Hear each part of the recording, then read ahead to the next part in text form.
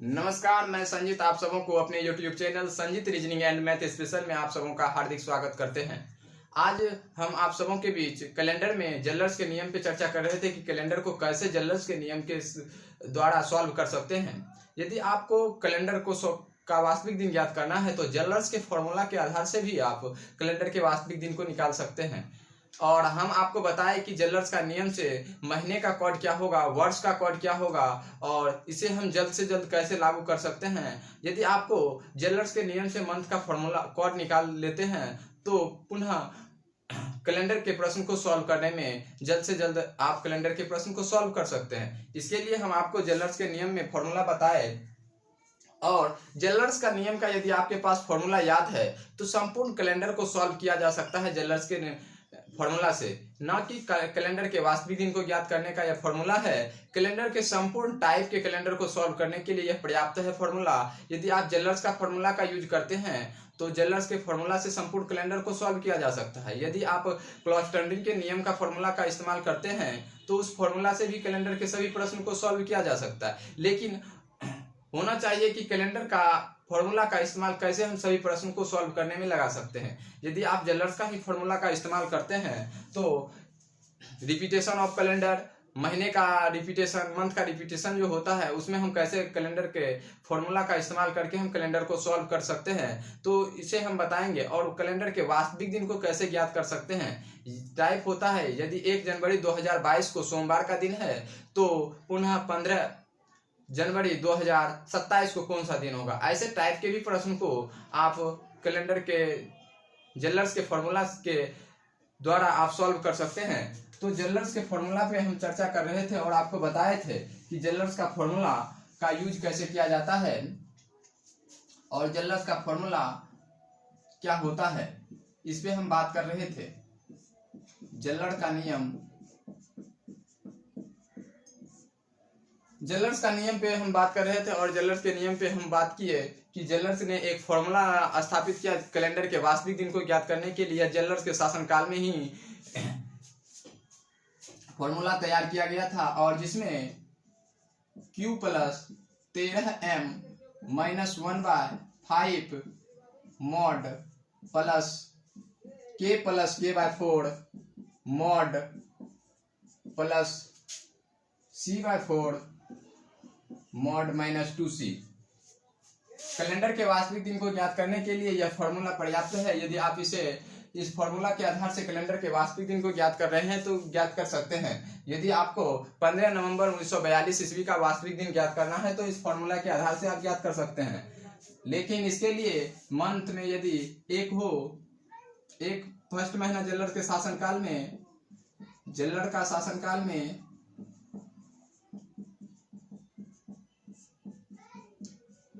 प्रथम महीना क्या होता था, मार्च से शुरू होता था। यानी मार्च से मंथ का शुरुआत होगा और वर्ष का अंत किस ईस्वी पे होगा तो फरवरी पे वर्ष का अंत होगा। यानी मार्च को फर्स्ट महीना के रूप में मान्यता दिया गया था।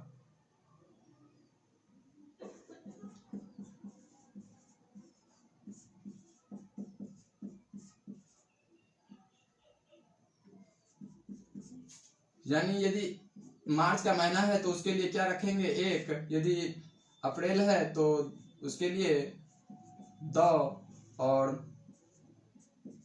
मई के लिए 3, जून के लिए 4 और जुलाई के लिए 5, अगस्त के लिए 6, सितंबर के लिए 7, अक्टूबर के लिए 8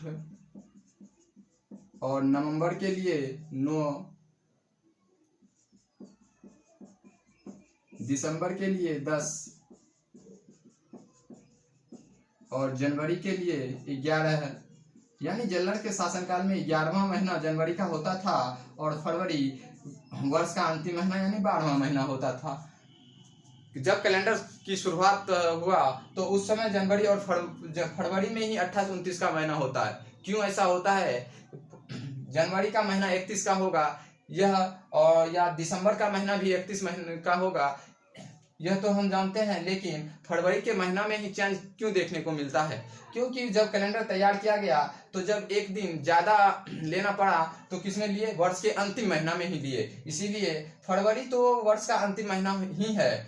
अभी जनवरी को वर्ष का प्रथम महीना के रूप में मान्यता दिया गया है और वर्ष के अंतिम महीना के रूप में दिसंबर को मान्यता दिया गया है। यदि आप इस कोड का इस्तेमाल करते हैं और मार्च का महीना का दिन निकालना है तो एम के लिए क्या रखेंगे? 1 रखेंगे। यदि अप्रैल का महीना निकालना है, वास्तविक दिन निकालना है, तो अप्रैल के लिए एम बराबर 2 रखेंगे, मई के लिए 3 रखेंगे, जून के लिए 4 रखेंगे, जुलाई के लिए 5 रखेंगे, अगस्त के लिए 6 रखेंगे और सितंबर के लिए 7 रखेंगे, अक्टूबर के लिए 8, नवंबर के लिए 9, दिसंबर के लिए 10, जनवरी के लिए 11 और फरवरी के लिए 12। यानी वर्ष का 12वां महीना फरवरी होता था जल्लर्स के शासनकाल में। जब कैलेंडर को सॉल्व करने के बाद हमें 1 प्राप्त होता था तो वह सोमवार का ही दिन होता था। यदि कोड 2 प्राप्त हो तो वह मंगलवार का दिन होगा। यदि कोड 3 प्राप्त हो तो वह बुधवार का दिन होगा। यदि कोड 4 प्राप्त हो तो वह गुरुवार का दिन होगा। यदि कोड 5 प्राप्त हो तो शुक्रवार का दिन होगा। यदि अंत में कोड 6 प्राप्त हो तो वह शनिवार का दिन होगा। यदि कोड 7 या 0 प्राप्त हो तो वहां रविवार का दिन होगा। यानी सप्ताह का शुरुआत सोमवार से होता था और सप्ताह का अंत रविवार पे जाके खत्म होता था। यानी जल्लर्स के शासनकाल में सोमवार को फर्स्ट में सप्ताह का प्रथम दिन माना गया और सप्ताह का लास्ट दिन रविवार को माना गया।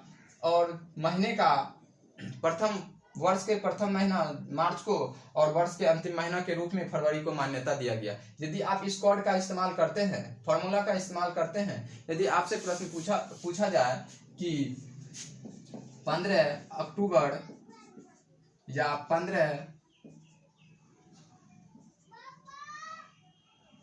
अप्रैल 1942 ईस्वी को कौन सा दिन था? 15 अप्रैल 1942 दिन का वास्तविक दिन ज्ञात करना है तो इस फॉर्मूला के आधार से आप वास्तविक दिन को ज्ञात कर सकते हैं। इस फॉर्मूला के आधार से क्या कर सकते हैं? वास्तविक दिन को ज्ञात कर सकते हैं। एम क्या होगा?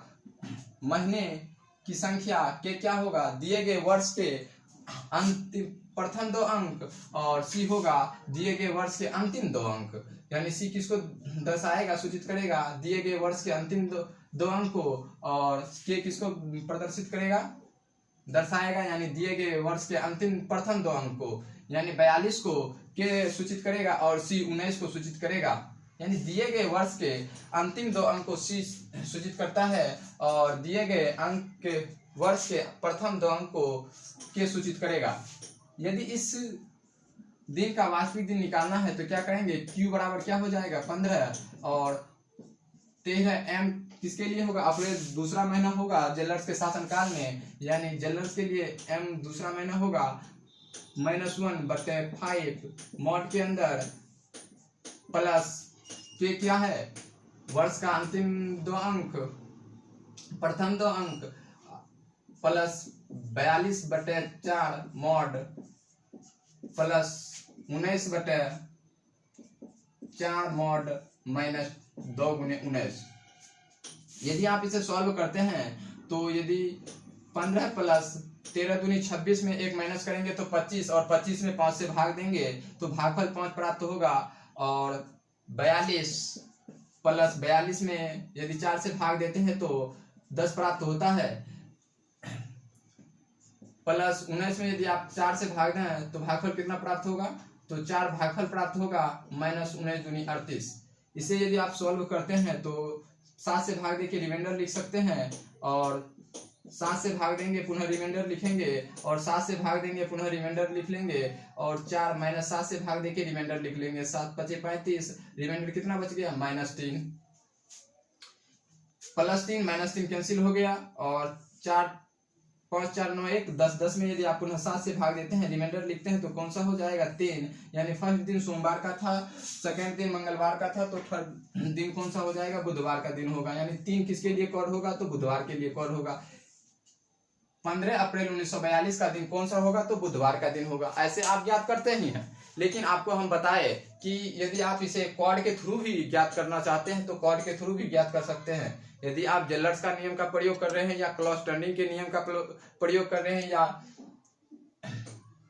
कैलाइबस के मेथड का प्रयोग कर रहे हैं या गॉस एल्गोरिथम का नियम का प्रयोग कर रहे हैं, तो उसके लिए कॉमन है कि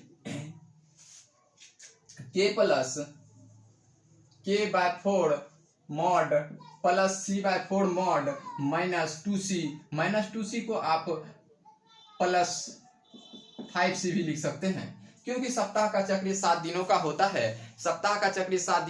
है। यदि सोमवार से 2 दिन पहले रविवार का दिन है, सोमवार से 2 दिन पहले शनिवार का दिन है, तो सोमवार के 5 दिन बाद भी शनिवार का ही दिन होगा। यदि रविवार से 1 दिन पहले शनिवार का दिन है, तो रविवार से 6 दिन बाद भी शनिवार का ही दिन होगा, क्योंकि सप्ताह का चक्र 7 दिनों का होता है। 7 दिनों में सप्ताह का रिपीटेशन होता है। तो इसके आधार से आप यह क्या हो जाएगा, वर्ष का कोड हो जाएगा, वर्ष का कोड। और यदि आपको 1900 ईस्वी का कैलेंडर कोड निकालना है या 1800 ईस्वी का कोड निकालना है, यानी 1800 ईस्वी में विषम दिनों की संख्या निकालना है, या 1700 ईस्वी में विषम दिनों की संख्या निकालना है, या 1600 ईस्वी में विषम दिनों की संख्या निकालना है, तो विषम दिनों की संख्या निकालने के लिए सिर्फ इतना ही फॉर्मूला का यदि आप उपयोग करते हैं, तो 1900 ईस्वी के लिए विषम दिनों की संख्या कितना होगा यह ज्ञात कर सकते हैं, या 1800 ईस्वी के लिए विषम दिनों की संख्या कितना होगा ज्ञात कर सकते हैं, 1700 ईस्वी के लिए विषम दिनों की संख्या कितना होगा ज्ञात कर सकते हैं, और 2000 ईस्वी के लिए विषम दिनों की संख्या कितना होता है यह भी ज्ञात कर सकते हैं। इसके लिए फॉर्मूला होगा c/4 -2c, यानी दिए गए वर्ष के अंतिम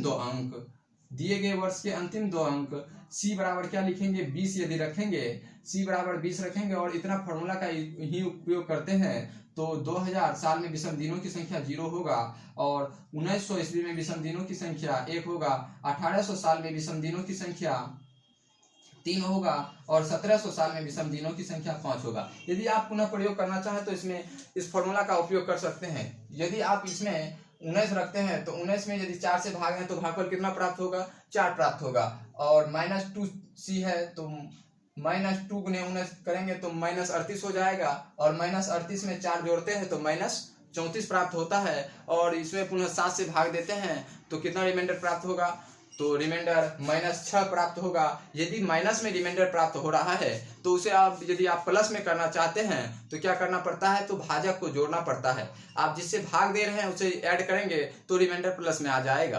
तो -6 में यदि आप 7 जोड़ते हैं तो रिमाइंडर कितना प्राप्त होगा, 1 प्राप्त होगा, यानी 1900 ईस्वी के लिए विषम दिनों की संख्या कितना हो जाएगा, 1। यदि 1960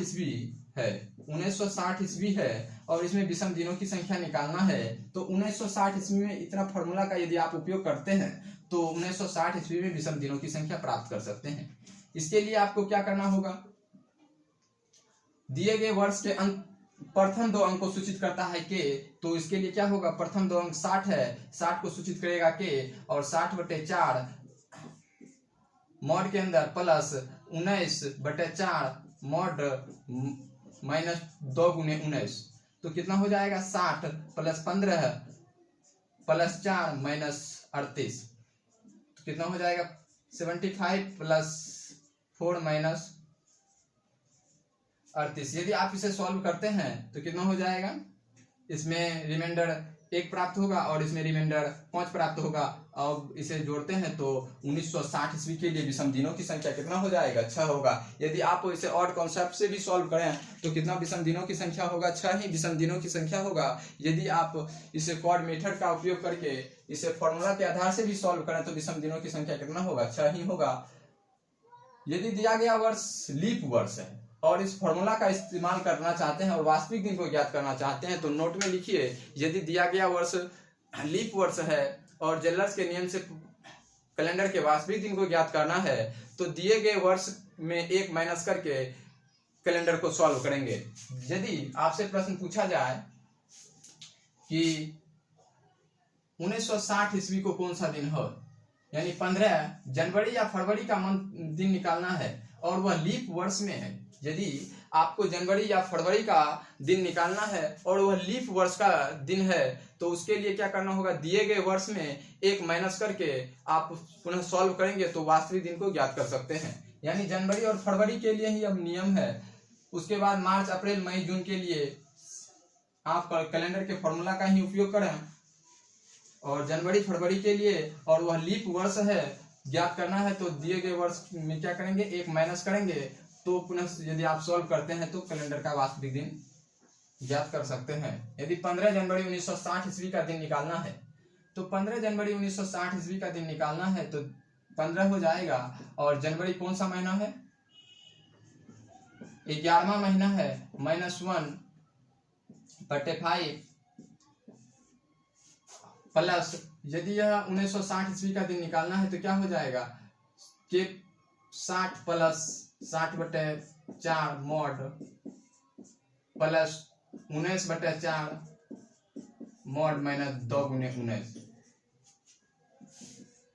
1 प्लस 143 माइनस 1/5 प्लस 75, 60 प्लस 15 करेंगे तो कितना हो जाएगा 75, अब प्लस 19 में यदि आप 4 से भाग देते हैं भागफल 4 प्राप्त होगा, और माइनस में 38 होगा।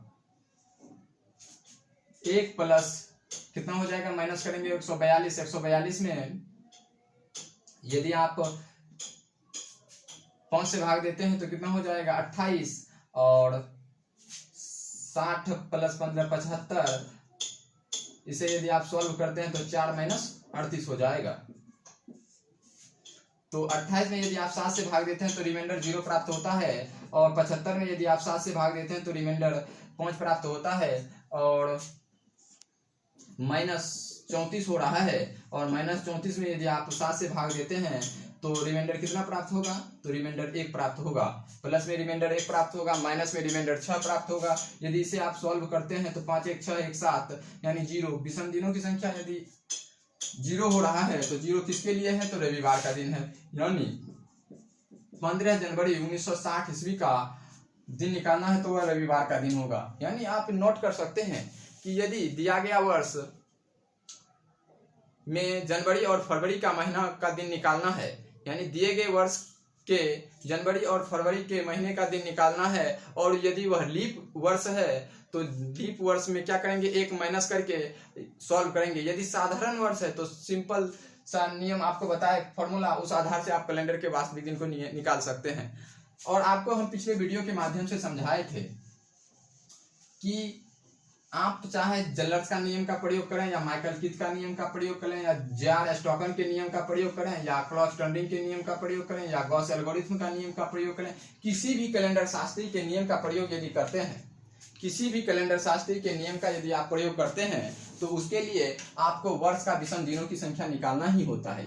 यानी k + k/4 mod plus c/4 mod -2c तो निकालना ही पड़ेगा। यह तो कॉमन है, यानी k + k/4 plus c/4 -2c किसी भी कैलेंडर शास्त्री का यदि आप प्रयोग करते हैं तो इतना तो करना ही पड़ता है। तो इसके लिए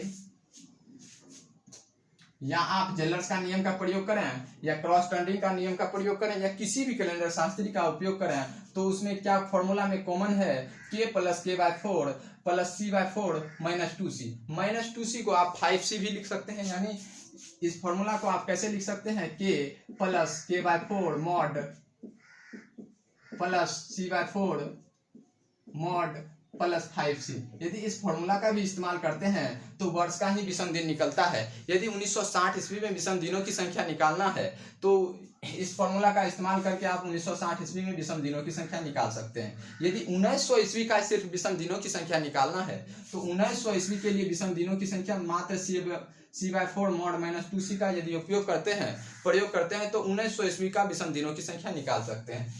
आपको हम बताए थे कि 1900 ईस्वी के लिए विषम दिनों की संख्या कितना होगा, 1 होगा। 2000 के लिए विषम दिनों की संख्या 0 होगा, और 1800 ईस्वी के लिए विषम दिनों की संख्या 3 होगा, और 1700 ईस्वी के लिए विषम दिनों की संख्या 5 होगा। इसे हम विषम दिन कॉन्सेप्ट से जब बताए थे कैलेंडर को सॉल्व करने के लिए, तो उस समय भी आपको हम बताए कि कैलेंडर को यदि आप विषम दिन कॉन्सेप्ट से सॉल्व करते हैं तो 100 ईस्वी में विषम दिनों की संख्या कितना होता है, 100 ईस्वी में विषम दिनों की संख्या 5 होता है, और 200 ईस्वी में विषम दिनों की संख्या 3 होता है, 300 ईस्वी में विषम दिनों की संख्या 1 होता है, और 400 ईस्वी में विषम दिनों की संख्या जीरो होता है। यानी कैलेंडर 400 साल बाद पुनः रिपीट होगा। जब कैलेंडर 400 साल बाद पुनः रिपीट होगा तो 400 का कैलेंडर 800 के कैलेंडर के समान होगा, 800 का कैलेंडर 1200 के ईस्वी के कैलेंडर के समान होगा, और 1200 ईस्वी का कैलेंडर कितने ईस्वी के कैलेंडर के समान होगा, 1600 ईस्वी के कैलेंडर के समान होगा, और 1600 ईस्वी का कैलेंडर 2000 ईस्वी के कैलेंडर के समान होगा। यदि 400 के लिए विषम दिनों की संख्या 0 है तो 2000 के लिए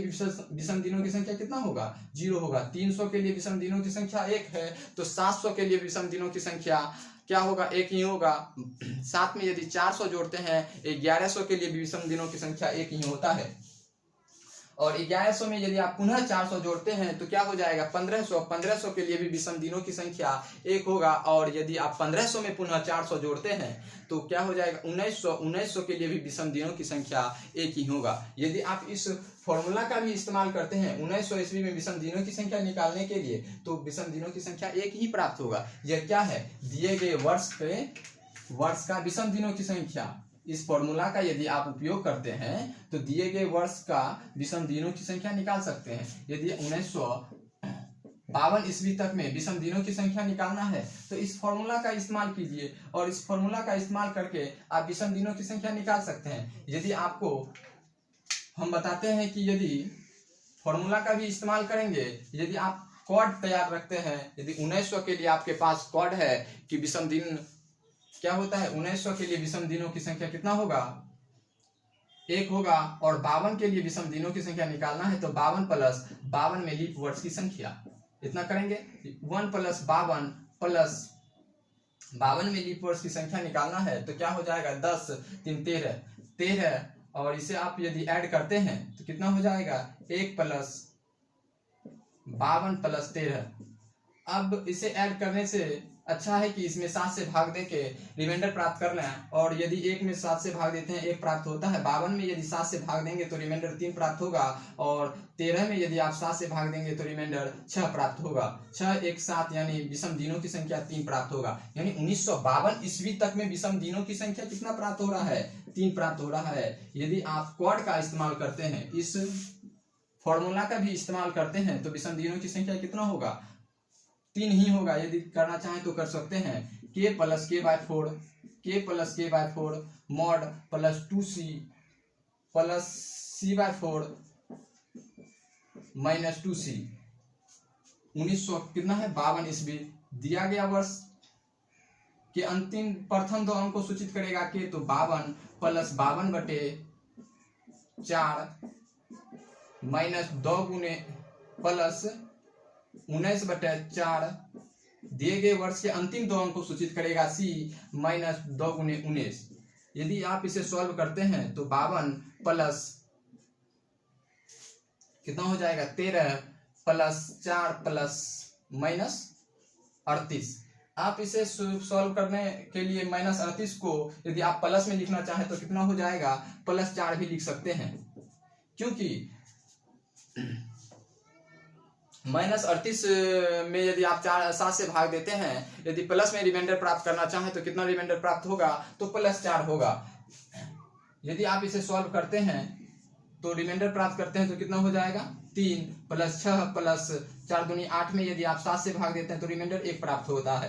तो 1952 के लिए विषम दिनों की संख्या कितना हो रहा है, तो विषम दिनों की संख्या 3 ही हो रहा है। यानी यह फॉर्मूला किसके लिए है, दिए गए वर्ष का विषम दिनों की संख्या निकालने का फॉर्मूला है। दिए गए वर्ष का विषम दिनों की संख्या निकालने का फॉर्मूला क्या है, k plus k by 4 mod plus c by 4 mod minus 2c। Minus 2c के बदले में आप प्लस 5c भी लिख सकते हैं, क्योंकि सप्ताह का रिपीटेशन 7 दिनों में होता है। माइनस सोमवार से माइनस 2 दिन जाए या सोमवार से प्लस 5 दिन जाए तो क्या जाएंगे, सेम डेट पे जाएंगे। तो इस कोड का भी उपयोग कर सकते हैं। यदि आपको याद है कि 1900 के लिए विषम दिनों की संख्या कितना होगा, 1 होगा, और 52 वर्ष में विषम दिनों की संख्या निकालना है तो सिर्फ k प्लस k बाय 4 निकाल सकते हैं। यानी 52 साल में लीप वर्ष की संख्या कितना होगा, एक्स्ट्रा दिन लेके आएगा, उसे काउंट करके आप सॉल्व कर सकते हैं। लेकिन यहाँ आप जल्लर्स का नियम का फॉर्मूला का उपयोग करते हैं या क्लॉस्टर्निंग के नियम का फॉर्मूला का उपयोग करते हैं तो सब में देखने को मिलेगा कि k plus k by 4 plus c by 4 minus 2c यह कॉमन है, यह तो ज्ञात करना ही होगा। दिए गए वर्ष का विषम दिनों की संख्या ज्ञात करना ही होगा। लेकिन चेंज देखने को मिलता है क्या कि दिए गए वर्ष में महीने का कोड अलग अलग हो सकता है। यानी महीने का कोड क्या हो सकता है, अलग अलग हो सकता है। जनवरी के लिए महीना का कोड यदि 2 है तो यदि आप जेलर्स का नियम का प्रयोग करते हैं 2 रखते हैं तो वहाँ क्या रखेंगे, कहीं 3 हो जाएगा, कहीं 4 हो जाएगा। लेकिन उसके लिए आपको सोमवार को फर्स्ट दिन ना मान के रविवार को फर्स्ट दिन माना जाएगा, शुक्रवार को फर्स्ट दिन माना जाएगा। ऐसे फॉर्मूला का भी उपयोग कर सकते हैं। लेकिन आपको हम बताए थे पिछले वीडियो के माध्यम से कि यदि कोड इसे तैयार करते हैं तो मार्च के लिए कोड क्या होता है, जनवरी के लिए कोड क्या होता है, यानी जेलर्स के नियम से कोड तैयार करते हैं। तो आपको समझाए थे कि जनवरी के लिए क्या कोड होगा, यदि जनवरी के लिए क्या कोड होगा, फरवरी के लिए क्या कोड होगा, मार्च महीने के लिए क्या कोड होगा। यदि इस कोड का भी उपयोग करते हैं और अप्रैल माह के लिए क्या कोड होगा, मई के लिए क्या कोड होगा, जून के लिए क्या कोड होगा और जुलाई के लिए क्या कोड होगा,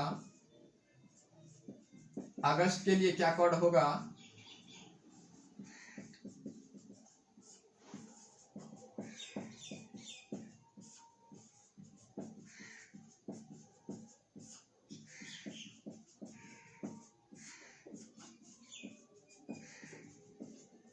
यदि मार्च महीने का कोड निकालना है तो m बराबर 1 रख दीजिए और ये क्या है तो मार्च महीने का कोड तैयार हो जाएगा। यदि इतना फॉर्मूला का यही उपयोग करते हैं और m बराबर 1 रखते हैं तो मार्च महीने का कोड निकल जाएगा। यदि मार्च महीने का कोड निकालना चाहे तो निकाल सकते हैं।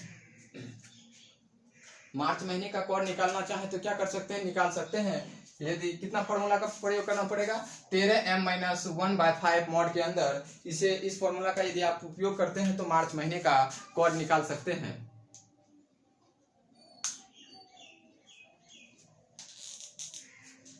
तो जनवरी के लिए क्या कोड होगा, फरवरी के लिए क्या कोड होगा, मार्च महीने के लिए क्या कोड होगा, इसे अभी हम समझाएंगे। उसके बाद इस कोड का भी उपयोग करके आप कैलेंडर के वास्तविक दिन को तो ज्ञात कर सकते हैं। लेकिन कैलेंडर में जो महीने का रिपीटेशन होता है, यानी जनवरी का कैलेंडर किस कैलेंडर के समान होगा या फरवरी का कैलेंडर किस कैलेंडर के समान होगा, ऐसे प्रश्न को भी इस कोड के थ्रू याद रख सकते हैं। और यदि आपके से प्रश्न पूछा जाए कि 2022 का कैलेंडर किस वर्ष के कैलेंडर के समान होगा तो इस फॉर्मूला का इस्तेमाल करके कैसे आप कैलेंडर के वास्तविक रिपीटेशन ऑफ कैलेंडर के प्रश्न को भी सॉल्व कर सकते हैं, इसे अभी हम समझाएंगे। कैलेंडर जेलर्स के नियम से यदि आप फॉर्मूला सिर्फ याद रखते हैं तो सभी प्रश्न के लिए यह उपयोगी है कि आप सभी प्रश्न को जल्द से जल्द सॉल्व कर सकते हैं यदि एक फॉर्मूला आपको याद है तो। यदि मार्च महीने के लिए यदि एक कोड रखेंगे यानी m बराबर 1 रखेंगे और इसे हल करेंगे तो 13 गुने m 1 महीना से कितना हो जाएगा 12 में यदि आप 5 से भाग देते हैं तो भागफल कितना प्राप्त होगा, 2 प्राप्त होगा। और यदि अप्रैल के लिए 2 रखते हैं तो 13 दूनी 26 में 1 से भाग देंगे, -1 करेंगे तो 25 में 5 से भाग देंगे तो रिमाइंडर कितना प्राप्त होगा, 5 प्राप्त होगा। भागफल कितना प्राप्त होगा, 5 प्राप्त होगा। यदि भागफल 7 या 7 से अधिक हो रहा है तो पुनः उसमें आप 7 से भाग दें और रिमाइंडर प्राप्त कर लें। जैसे मई के लिए 3 रखेंगे तो 13 गुने 3 करेंगे 39 में 1 माइनस करेंगे 38 में यदि आप 5 से भाग देते हैं तो भागफल कितना प्राप्त होता है, भागफल 5 प्राप्त होता है। और भागफल कितना प्राप्त होगा 13 में यदि आप 3 से गुना करते हैं तो 39 में 1 करेंगे माइनस करेंगे तो क्या हो जाएगा 38 में यदि आप 5 से भाग देते हैं तो रिमाइंडर कितना भागफल कितना प्राप्त होता है, 7 प्राप्त होता है। तो जब भागफल 7 या 7 से अधिक हो तो पुनः उसमें आप 7 से भाग देके रिमाइंडर प्राप्त कर लीजिए। तो मई के लिए क्या कोड हो जाएगा, 0 कोड हो जाएगा। जून के लिए 3 होगा, जुलाई के लिए 5 होगा, अगस्त के लिए 1 होगा, सितंबर के लिए 4 होगा, अक्टूबर के लिए 6 होगा, नवंबर के लिए 2 होगा, दिसंबर के लिए 4 होगा। और जनवरी का यदि जनवरी के लिए 11 रखते हैं और 11 से मल्टीप्लाई करके -1 करके भाग देते हैं 5 से, और जब 7 से या 7 से अधिक हो रहा है भागफल तो उसमें क्या करेंगे 7 से पुनः भाग देके रिमाइंडर निकाल लेंगे। तो जनवरी के लिए क्या हो जाएगा 6 होगा और फरवरी के लिए निकालेंगे तो 2 प्राप्त होगा। यानी वर्ष महीने का कोड तैयार हो जाएगा। महीने का कोड, जब महीने का कोड तैयार कर सकते हैं तो आपको अभी पता है कि यह किस वर्ष का कैलेंडर के लिए है, तो यह साधारण वर्ष का कैलेंडर के लिए है। यदि लीप वर्ष का कैलेंडर है तो लीप वर्ष के कैलेंडर में चेंज कहाँ देखने को मिलता है, जनवरी और फरवरी के महीने में चेंज देखने को मिलता है। यानी जनवरी के लिए आप 5 क्वार्टर रखेंगे लीप वर्ष के लिए और फरवरी के लिए 1 माइनस कर देंगे, यानी फरवरी के लिए 1 क्वार्टर रखेंगे। अब आपको हम समझाते हैं। यदि आपसे प्रश्न पूछा जाए जनवरी का कैलेंडर किस कैलेंडर के समान है, तो जनवरी का कैलेंडर के लिए कोड साधारण वर्ष में क्या है, 6 है, और फरवरी के लिए अक्टूबर के लिए भी क्या कोड है, 6 है, यानी जनवरी का कैलेंडर अक्टूबर के कैलेंडर के समान होगा। ऐसे भी इसे याद रख सकते हैं। फरवरी का कैलेंडर मार्च का कैलेंडर और नवंबर का कैलेंडर समान होगा साधारण ईयर में, और अप्रैल का कैलेंडर किस कैलेंडर के समान होगा, जुलाई के कैलेंडर के समान होगा, और उसके बाद सितंबर का कैलेंडर दिसंबर के कैलेंडर के समान होता है। सितंबर का कैलेंडर किस कैलेंडर के समान होगा, दिसंबर के कैलेंडर के समान होगा, और जनवरी का कैलेंडर अक्टूबर के कैलेंडर के समान होगा। फरवरी और मार्च और नवंबर का कैलेंडर समान होता है, और अप्रैल का कैलेंडर जुलाई के कैलेंडर के समान होगा। तो ऐसे भी आप कैलेंडर रिपीटेशन ऑफ कैलेंडर में जैसे मंथ का रिपीटेशन होता है, जनवरी का कैलेंडर किस कैलेंडर के समान है, तो ऐसे प्रश्न को इस कोड के थ्रू भी याद रख सकते हैं। जेलर्स से क्या निकाले, कोड तैयार किए, और उस कोड का उपयोग अब हम आपको बता रहे हैं कि जनवरी का कैलेंडर किस कैलेंडर के समान है, तो अक्टूबर के कैलेंडर के समान है। फरवरी का कैलेंडर मार्च के कैलेंडर और नवंबर का कैलेंडर क्या है, समान है। यदि 15 फरवरी को सोमवार का दिन है, 15 फरवरी 2012 को 15 फरवरी 2013 को सोमवार का दिन है, तो 15 मार्च 2013 को भी सोमवार का दिन होगा। यदि एक वर्ष में नवंबर का कैलेंडर, मार्च का कैलेंडर, फरवरी का कैलेंडर क्या होगा, समान होगा। यदि लीप वर्ष है तो 5 किसके लिए है, जनवरी के लिए है, तो 5 अप्रैल के लिए भी है और 5 जुलाई के लिए भी है। तो लीप वर्ष में जनवरी, अप्रैल और जुलाई का कैलेंडर क्या होगा, समान होगा। फरवरी अगस्त के कैलेंडर के समान होता है। तो इस तरह से आप कोड तैयार करके निकाल सकते हैं। यदि आपसे रिपीटेशन ऑफ कैलेंडर पूछा जा रहा है, तो रिपीटेशन ऑफ कैलेंडर में जैसे 2022 का कैलेंडर किस वर्ष के कैलेंडर के समान होगा, तो ऐसे प्रश्न को कैसे हम इस फॉर्मूला के आधार से भी सॉल्व कर सकते हैं। यदि इस फॉर्मूला के आधार से आप सॉल्व करना चाहें तो फॉर्मूला के आधार से सॉल्व कर सकते हैं। तो वर्ष का रिपीटेशन कितने दिनों में होता है, तो उसके लिए फॉर्मूला क्या होगा, k + k/4 + c/4 - 2c होगा। तो इस फॉर्मूला का भी उपयोग करके आप कैलेंडर के रिपीटेशन ऑफ कैलेंडर के प्रश्न को सॉल्व कर सकते हैं। यदि आप इस फॉर्मूला का उपयोग करना चाहें तो कैलेंडर के वास्तविक दिन को ज्ञात करने में कर सकते हैं। मंथ का ये हो जाएगा कॉड 6 और फरवरी के लिए 2। यदि याद करना चाहें तो 2-3 बार यदि प्रैक्टिस करते हैं तो इसके लिए क्या हो जाएगा, साधारण ईयर के लिए 62 025 146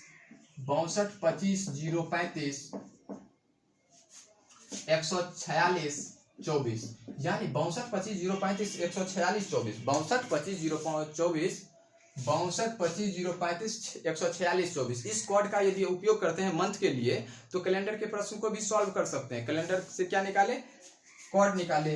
अब देखिए आपको हम समझाते हैं। यदि लीप वर्ष का कैलेंडर होगा तो क्या हो जाएगा, 1 माइनस हो जाएगा। या साधारण वर्ष का कैलेंडर के लिए है तो लीप वर्ष के कैलेंडर के लिए 5 हो जाएगा। यहाँ फरवरी के लिए 1 हो जाएगा, जनवरी के लिए 5 हो जाएगा। जनवरी के लिए 5 होगा, फरवरी के लिए 1 होगा। यह किसी ईयर में, तो लीप ईयर्स के कैलेंडर में। और साधारण ईयर के कैलेंडर में क्या हो जाएगा, 62 025 35 146 24। आपको बताए थे कि 144 025 036 146 144 025 036 146 इस कोड का इस्तेमाल करके आपको कैलेंडर को सॉल्व करने के लिए सिखाए थे।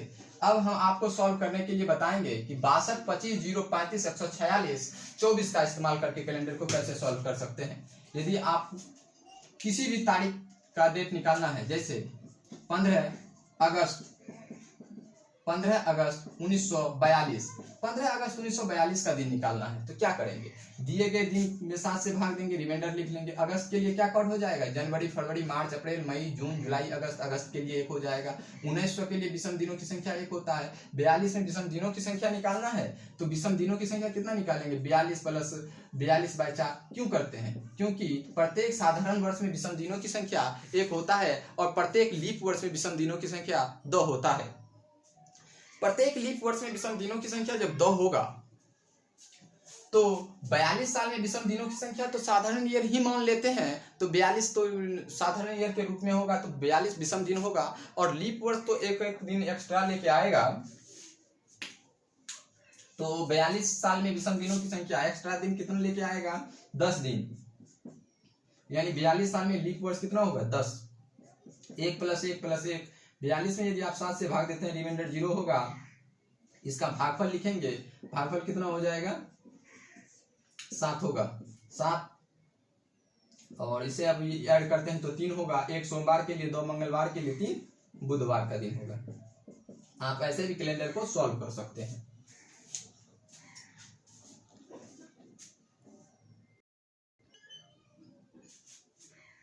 आप कैलेंडर को ऐसे भी सॉल्व कर सकते हैं और वास्तविक दिन को याद कर सकते हैं। यदि आपको लगता है कि 2022 का कैलेंडर किस वर्ष के कैलेंडर के समान है, रिपीटेशन ऑफ कैलेंडर के प्रश्न को सॉल्व करना चाह रहे हैं, तो इस फॉर्मूला का इस्तेमाल करके आप कैसे सॉल्व कर सकते हैं। यानी आपको हम बताए थे कि लीप वर्ष का कैलेंडर लीप वर्ष के साथ रिपीट होगा और साधारण वर्ष का कैलेंडर साधारण वर्ष के साथ रिपीट होगा। यानी दिया गया वर्ष यदि लीप वर्ष है तो वह लीप वर्ष के ही साथ संपूर्ण कैलेंडर रिपीट होता है। यदि दिया गया वर्ष लीप साधारण वर्ष है तो साधारण वर्ष के साथ ही रिपीट होगा, क्योंकि फरवरी का महीना साधारण ईयर में 28 का होगा और लीप वर्ष में फरवरी का महीना 29 का होता है। तो लीप वर्ष का कैलेंडर किस वर्ष के समान होगा, तो लीप वर्ष का कैलेंडर लीप वर्ष के समान होगा और साधारण वर्ष का कैलेंडर साधारण वर्ष के समान होता है। संपूर्ण कैलेंडर जब रिपीट होता है तो याद रखेंगे, संपूर्ण कैलेंडर जब रिपीट होगा तो साधारण वर्ष का कैलेंडर साधारण वर्ष के कैलेंडर के समान होगा। कभी कभी ऑप्शन को इस मेथड से भी काट सकते हैं, जैसे 2022 का कैलेंडर किस कैलेंडर के समान होगा, तो ऑप्शन में दिया है 2022 का कैलेंडर किस कैलेंडर के समान है, ऑप्शन में दिया होगा 2035। जैसे आपको से प्रश्न पूछा जाए कि 2011 का कैलेंडर किस कैलेंडर के समान होगा, 2011 का कैलेंडर किस कैलेंडर के समान होगा, 2011 का कैलेंडर 2011 का कैलेंडर किस कैलेंडर के समान होगा, 2011 का कैलेंडर किस कैलेंडर के समान होगा। तो ऑप्शन में है option A 2012, option B 2024, option C 2036, option D 2022। तो आपको पता है कि लीप वर्ष का कैलेंडर लीप वर्ष के साथ रिपीट होता है और साधारण ईयर का कैलेंडर साधारण ईयर के साथ रिपीट होता है। यदि आपको ऑप्शन काट सकते हैं कि ये तो एक साधारण ईयर है, क्योंकि दिया गया वर्ष यदि साधारण वर्ष है तो साधारण वर्ष का कैलेंडर साधारण वर्ष के साथ रिपीट होगा। 2011 में यदि आप 4 से भाग देते हैं, दिए गए वर्ष के अंतिम 2 अंक में यदि 4 से भाग देते हैं तो यदि संपूर्ण 4 से पूर्णतः विभाजित ना हो तो वह कौन सा ईयर होगा, साधारण ईयर होगा। यदि 4 से पूर्णतः विभाजित हो जाए तो वह क्या होगा, लीप ईयर होगा। तो 11 में यदि आप 4 से भाग देते हैं तो क्या हो जाएगा, रिमाइंडर 3 प्राप्त होगा। तो यह एक साधारण ईयर है, और जब साधारण ईयर है तो साधारण ईयर का कैलेंडर किस कैलेंडर के समान होगा, तो साधारण वर्ष के कैलेंडर के समान होगा। 2012 कौन सा ईयर है, लीप ईयर है, तो साधारण ईयर का कैलेंडर लीप वर्ष के समान होगा, नहीं होगा। संपूर्ण कैलेंडर 24 के कैलेंडर के समान होगा, नहीं होगा। 36 के कैलेंडर के समान होगा, नहीं होगा। तो ऑप्शन में एक बच रहा है कि 2011 का कैलेंडर 2022 के कैलेंडर के समान है। 2022 में यदि आप 4 से भाग देते हैं तो यह 22 में यदि आप 4 से भाग देंगे तो क्या होगा, पूर्णतः विभाजित नहीं होगा, रिमाइंडर में 2 प्राप्त होगा। यानी यह साधारण ईयर का कैलेंडर है। 2022 क्या है, साधारण ईयर का कैलेंडर है, और 2011 का कैलेंडर किस कैलेंडर के समान हो जाएगा, 2022 के कैलेंडर के समान होगा। यदि ऐसा प्रश्न पूछा जा रहा है तो आपको क्या रखना या दिमाग में कि साधारण ईयर का कैलेंडर साधारण ईयर के साथ रिपीट होता है, और लीप वर्ष का कैलेंडर लीप वर्ष के समान के कैलेंडर के से रिपीट होगा। यदि 2022 का कैलेंडर किस कैलेंडर के समान है यह पूछा जा रहा है, और ऑप्शन में दिया है कि 2022 का कैलेंडर किस वर्ष के कैलेंडर के समान है, तो ऑप्शन में है 2036, 2035, 2033, 2055। तो यदि यह ऑप्शन में 2022 का कैलेंडर किस वर्ष के कैलेंडर के समान है, हम लॉजिक भूल गए कि 2000 की लीप +2 का कैलेंडर है, और लीप +2 का कैलेंडर है तो 11 साल बाद रिपीट होगा, जब उसके बीच साधारण शताब्दी वर्ष नहीं आए। तो जब साधारण शताब्दी वर्ष आए तो लीप +2 का भी कैलेंडर 6 साल बाद भी रिपीट हो सकता है, और वह 12 साल बाद भी रिपीट हो सकता है। 6 साल बाद कहाँ रिपीट होगा, यह हम कैलेंडर के रिपीटेशन ऑफ कैलेंडर में आपको बताए। उसमें हम पूरा डिटेल से आपको समझाए कि लीप+2 का भी कैलेंडर 6 साल बाद रिपीट होता है और लीप+2 का भी कैलेंडर 12 साल बाद कहाँ रिपीट होता है, इसे हम समझाए। तो यदि आप इस फॉर्मूला के आधार से रिपीटेशन ऑफ कैलेंडर को सॉल्व करना चाहते हैं तो कैलेंडर को सॉल्व कर सकते हैं। आपको हम बताए थे कि लीप वर्ष का कैलेंडर लीप वर्ष के साथ रिपीट होगा, साधारण वर्ष का कैलेंडर साधारण वर्ष के साथ रिपीट होगा। तो 2035 ऑप्शन में है, तो 2035 ऑप्शन में है तो क्या हो जाएगा, वह क्या हो जाएगा, नहीं होगा, क्योंकि यह एक लीप वर्ष है और यह एक साधारण वर्ष है। यह साधारण वर्ष है, यह लीप वर्ष है, तो लीप वर्ष का कैलेंडर साधारण वर्ष के साथ रिपीट हो सकता है, तो नहीं हो सकता है। 2035 पे अब चलते हैं। लेकिन यह क्या है, वर्ष का कोड है। वर्ष को निकालने के लिए विषम दिनों की संख्या है, तो k + k/4 + c/4 - 2c। अब देखिए k + k/4 mod plus c/4 mod -2c। अब देखिए 2022 के लिए, 2022 के लिए क्या हो जाएगा, 22 + 22 में 4 से भाग देंगे, mod प्लस 20/4 mod -2 × 20। यदि आप इसे हल करते हैं तो कितना हो जाएगा, तो 22 प्लस क्या हो जाएगा, 5 प्लस -40। इसे यदि आप सॉल्व करते हैं तो इसका जो विषम दिनों की संख्या 0 हो जाएगा। अब इसमें 27 में यदि आप 7 से भाग देते हैं, रिमाइंडर प्राप्त करते हैं तो 6 रिमाइंडर प्राप्त होता है। तो 6 यदि 2035 में भी 6 रिमाइंडर प्राप्त होगा तो क्या होगा, वह कैलेंडर रिपीट हो जाएगा। यदि आप इसे सॉल्व करना चाहते हैं तो क्या हो जाएगा, 35 + 35 में लीप वर्ष की संख्या और 2020/4 mod -2 × 20। तो इसे अभी आप सॉल्व कर रहे हैं तो क्या हो जाएगा, तो 35 में यदि आप 7 से भाग देते हैं, रिमाइंडर 0 प्राप्त होगा। यदि 4 से भाग दे रहे हैं तो क्या हो जाएगा, 8 + 5 - 35।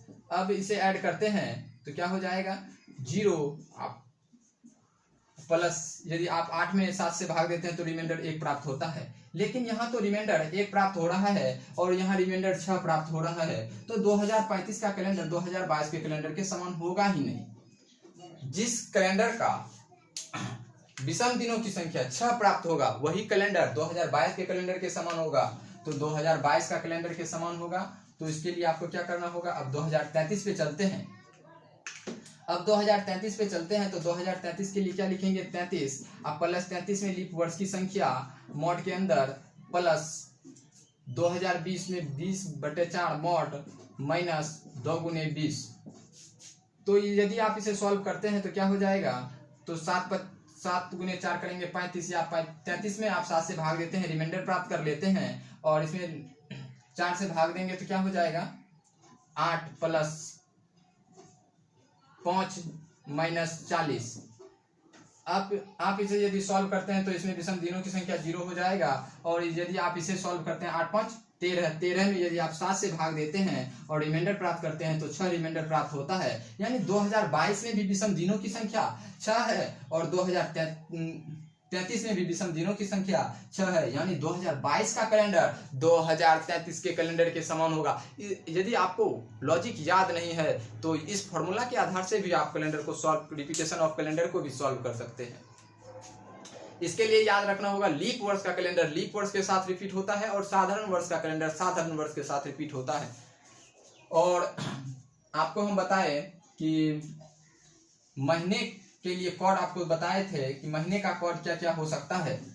जनवरी का क्या होगा, 62 25 035 146 24 साधारण ईयर के लिए, और लीप वर्ष के लिए होगा 51 25 035 146 24। और इस यदि कोड का उपयोग करते हैं, यह किसके द्वारा तैयार किया गया है, कोड जेलर्स के नियम के द्वारा तैयार किया गया है कोड, और इस कोड का ही उपयोग करते हैं तो कैलेंडर को सॉल्व कर सकते हैं।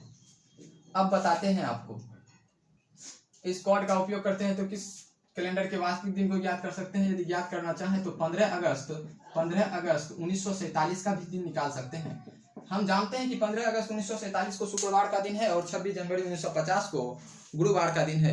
यदि आप इसे सॉल्व करना चाहें तो इस फॉर्मूला के आधार से सॉल्व कर सकते हैं या इस कॉर्ड के माध्यम से सॉल्व कर सकते हैं। यदि आप 15 में 7 से भाग दें तो रिमाइंडर लिख लें और अगस्त के लिए क्या हो जाएगा, 1 हो जाएगा और 1900 में विषम दिनों की संख्या 1 होगा और 47 + 47 में लीप वर्ष की संख्या निकाल लेंगे। तो 1 + 1 + 1 + 47 में यदि आप 7 से भाग देते हैं तो क्या हो जाएगा, रिमाइंडर 5 प्राप्त होगा और 47 साल में विषम दिनों की संख्या क्या हो जाएगा, 11 प्राप्त होगा। अब इसे आप सॉल्व करते हैं तो 5 1 6 1 7, ये क्योंकि 7 के मल्टीपल में आ रहा है, दिन का रिपीटेशन 7 पर होता है, 7 दिन बाद होगा तो 7 में आप काट सकते हैं। अब इसे आप सॉल्व करना चाहें तो क्या हो जाएगा, 4 1 5, 1 किसके लिए है तो 1 सोमवार के लिए है और 2 किसके लिए होगा, 2 मंगलवार के लिए होगा और 3 किसके लिए होगा, 3 बुधवार के लिए होगा। इसी तरह 5 शुक्रवार का दिन होगा। यदि आप ज्ञात करना चाहें तो ज्ञात कर सकते हैं। 5 किसके लिए है तो 5 शुक्रवार का दिन है। तो इस कॉर्ड के माध्यम से आप वास्तविक दिन को निकाल सकते हैं, ना कि आप 144 025 036 146 का ही इस्तेमाल कर सकते हैं। हम इस्तेमाल करना चाहें तो 62 025 036 62 025 035 146 24 का भी इस्तेमाल करके कैलेंडर को सॉल्व कर सकते हैं। लेकिन यदि आप 144 025 036 146 का इस्तेमाल कर रहे हैं तो वहाँ 1900 के लिए विषम दिनों की संख्या 1 ही लिखते हैं और दिन कहाँ से शुरू होगा, रविवार को फर्स्ट दिन मानेंगे और लास्ट दिन सोमवार को मानेंगे, लास्ट दिन शनिवार को मानेंगे। लेकिन इसमें यदि आप जेलर्स के नियम का उपयोग करते हैं तो फर्स्ट दिन सोमवार को मानते हैं और लास्ट दिन रविवार को मानते हैं। और कॉर्ड क्या होता है, महीने के कॉर्ड 62 25 035 146 24। यदि आप 2-3 बार इसे याद रखते हैं, याद करना चाहते हैं तो कर सकते हैं। 62 25 035 146 24, 62 25 035 146 24, यह किसका कॉर्ड हो जाएगा, मंथ का कॉर्ड हो जाएगा। इसी तरह क्रॉस टर्नरिंग का नियम का यदि आप प्रयोग करते हैं तो सेम फॉर्मूला है।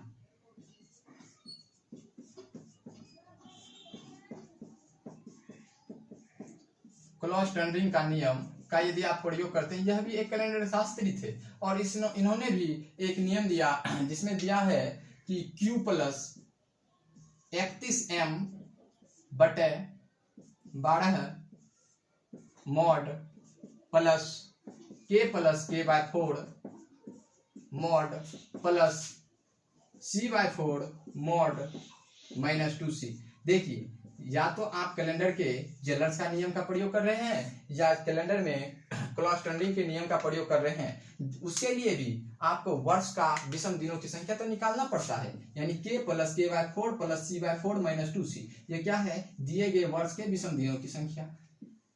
आपको हम पहले बताए कि कैसे विषम दिनों की संख्या निकालते हैं। यानी K + K/4 plus C/4 -2C क्या है, विषम दिनों की संख्या, वर्ष के विषम दिनों की संख्या। और इस कॉर्ड का भी उपयोग करके आप कैलेंडर के वास्तविक दिन को ज्ञात, फॉर्मूला का इस्तेमाल करके कैलेंडर के वास्तविक दिन को ज्ञात कर सकते हैं। इसमें भी मार्च का महीना फर्स्ट महीना होगा और मार्च का महीना फर्स्ट महीना होगा, दूसरा महीना अप्रैल होगा। इसी तरह जिस तरह हम जेलर्स के नियम में मार्च का महीना फर्स्ट, दूसरा महीना अप्रैल, तीसरा महीना मई, चौथा महीना जून, जुलाई, पांचवा महीना अगस्त, छठा महीना, उसी तरह क्रॉस टर्नरिंग के नियम में भी मार्च को प्रथम महीना के रूप में माना गया है, अप्रैल को दूसरा महीना और मई को तीसरा महीना। और कैलेंडर में सप्ताह का शुरुआत भी सोमवार के ही दिन से होता है। क्रॉस टर्नरिंग के नियम में भी सप्ताह का शुरुआत सोमवार के ही दिन से होता है। फर्स्ट दिन सोमवार को माना जाएगा, सेकेंड दिन मंगलवार को माना जाएगा। इसी तरह हम आगे बढ़ जाएंगे तो तीसरा दिन कौन सा होगा, बुधवार का दिन होगा और चौथा दिन हो जाएगा गुरुवार का दिन होगा, पांचवा दिन शुक्रवार का दिन होगा, छठा दिन क्या हो जाएगा, शनिवार का दिन होगा।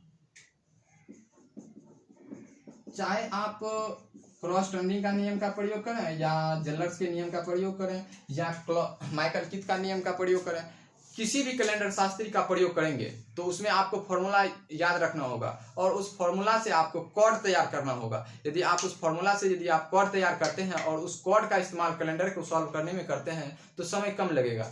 हम निकाले जेलर्स के नियम से कॉर्ड क्या निकाले, मंथ का 62 25 035 146 24 और आपको कॉर्ड विधि से हम आपको बताए थे 144 025 036 146। लेकिन अब हम यदि माइकल किथ का नियम का प्रयोग करेंगे तो उसके लिए भी कॉर्ड अलग हो जाएगा और उस कोड का भी इस्तेमाल करके आप कैलेंडर के वास्तविक दिन को ज्ञात कर सकते हैं। लेकिन यदि आपको जेलर्स का फॉर्मूला याद है कि Q plus 13m-1/5 mod plus K+K/4 mod plus C/4 mod -2C, तो इसके लिए क्या करेंगे, रिपीटेशन ऑफ कैलेंडर की पुनरावृत्ति के सवाल को सॉल्व कर सकते हैं इतना फॉर्मूला का इस्तेमाल करके, और संपूर्ण फॉर्मूला का इस्तेमाल करके कैलेंडर के वास्तविक दिन को ज्ञात कर सकते हैं। और मंथ का रिपीटेशन कैसे होता है उसके लिए यदि मंथ का कोड निकाल लें और जिसका मंथ का कोड जिस महीने के समान होगा, यानी जनवरी का कैलेंडर अक्टूबर के कैलेंडर के समान है और फरवरी, मार्च और नवंबर का कैलेंडर समान है, क्योंकि हम कैलेंडर के लिए कोड निकाले हैं। जनवरी का कैलेंडर किस कैलेंडर के समान है, अक्टूबर के कैलेंडर के समान है, फरवरी, मार्च और नवंबर का कैलेंडर समान है। अप्रैल का कैलेंडर किस कैलेंडर के समान है, जुलाई के कैलेंडर के समान है, सितंबर का कैलेंडर दिसंबर के कैलेंडर के समान है। यह किस ईयर में, तो यह साधारण ईयर में, और लीप वर्ष में कौन कौन से महीने का कैलेंडर किस किस महीने के समान होता है इसे भी ज्ञात कर सकते हैं। और रिपीटेशन ऑफ कैलेंडर की पुनरावृत्ति के सवाल को यदि K+K/4 plus C/4 -2C formula का इस्तेमाल करें तो कैलेंडर के वास्तविक रिपीटेशन ऑफ कैलेंडर को सॉल्व कर सकते हैं। और आपको याद रखना होगा लीप वर्ष का कैलेंडर लीप वर्ष के साथ रिपीट होता है और साधारण ईयर का कैलेंडर साधारण ईयर के साथ रिपीट होता है। चाहे इसके बीच साधारण ईयर, शताब्दी ईयर आ जाए या कुछ भी आ जाए, लेकिन यदि आप इस फॉर्मूला का इस्तेमाल करते हैं तो कैलेंडर के रिपीटेशन ऑफ कैलेंडर कभी भी गलत नहीं होगा। समय ज्यादा लगेगा, लेकिन कैलेंडर यदि उसके भी साधारण शताब्दी वर्ष भी आ जाए तो कैलेंडर के प्रश्न को ऑप्शन के थ्रू आप छांट के आंसर दे सकते हैं। लेकिन क्रॉस टर्निंग के नियम में क्या है, Q plus 31m-31m/12 mod plus K/4 plus K/4 plus C/4 -2C, इतना तो क्या है, वर्ष के कोड के लिए फॉर्मूला है। यह किसी भी कैलेंडर शास्त्री का कैलेंडर के नियम का फॉर्मूला का इस्तेमाल करेंगे तो वर्ष का कोड निकालना होगा और दिए गए दिन तो निकालना होगा। चेंज कहाँ देखने को मिलेगा, मंथ के कोड पे। मंथ का कोड अलग हो सकता है, यहाँ 31m/12 है तो यहाँ मार्च को महीने को फर्स्ट दिन माना गया है। यदि आप मार्च महीने को तीसरा महीना मानते हैं तो इसके लिए फॉर्मूला क्या होगा, इसके लिए फॉर्मूला अलग हो जाएगा। इसके लिए फॉर्मूला यदि लिखना चाहें तो लिख सकते हैं, जैसे जेलर्स के नियम में आप मार्च महीने को कौन सा फर्स्ट महीना मानते थे, लेकिन यदि आप जेलर्स के नियम में मार्च महीना को तीसरा महीना मानते हैं तो इसके लिए मंथ का फॉर्मूला हो जाएगा 13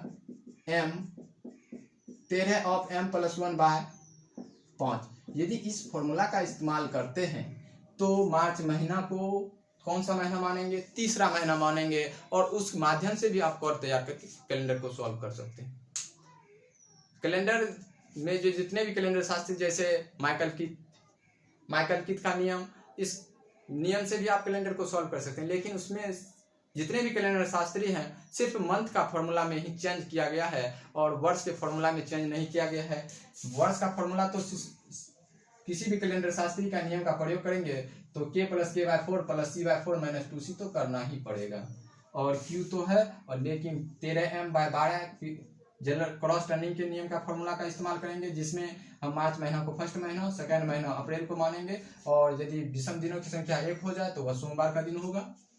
और इस कोड का उपयोग यदि आप करते हैं तो मार्च महीना को तीसरा महीना मानेंगे, और फर्स्ट दिन यदि रिमाइंडर विषम दिनों की संख्या 0-1 प्राप्त हो तो वह रविवार का दिन होगा। इसमें क्या हो जाएगा, फर्स्ट दिन रविवार से शुरू होगा, और m बराबर यदि 1 है तो वह कौन सा दिन होगा, m बराबर 3 है तो वह मार्च महीना होगा, m बराबर 4 होगा तो अप्रैल होगा, m बराबर 5 होगा तो मई का महीना होगा। तो इस फॉर्मूला का इस्तेमाल करके कैलेंडर को सॉल्व कर सकते हैं। अब यदि चाहें तो 2-3 कैलेंडर शास्त्री का नियम और है, उस पर हम चर्चा कर लेंगे। नहीं तो हम कहते हैं कि यदि आप 62, 25, 035, 146, 24 का भी इस्तेमाल करते हैं और सिर्फ एक ही कैलेंडर शास्त्री का फॉर्मूला याद रखते हैं तो कैलेंडर को सॉल्व करने के लिए इतना नियम पर्याप्त है। और कैलेंडर के रिपीटेशन ऑफ कैलेंडर में आपसे प्रश्न गलत हो जाता है तो आप इस फॉर्मूला का इस्तेमाल करें, K+K/4 mod plus C/4 mod -2C, तो कभी भी रिपीटेशन ऑफ कैलेंडर गलत नहीं हो सकता है। यह हम बताते हैं कि कैलेंडर में रिपीटेशन ऑफ कैलेंडर का सवाल कभी भी गलत नहीं हो सकता है, चाहे उसके भी साधारण शताब्दी वर्ष आए, चाहे कुछ भी हो जाए। लेकिन k+k/4 + c/4 - 2c इस फॉर्मूला का इस्तेमाल करते हैं तो आपको कहाँ 12 साल बाद रिपीट भी हो जाएगा, कहाँ 6 साल बाद भी रिपीट कैलेंडर होता है।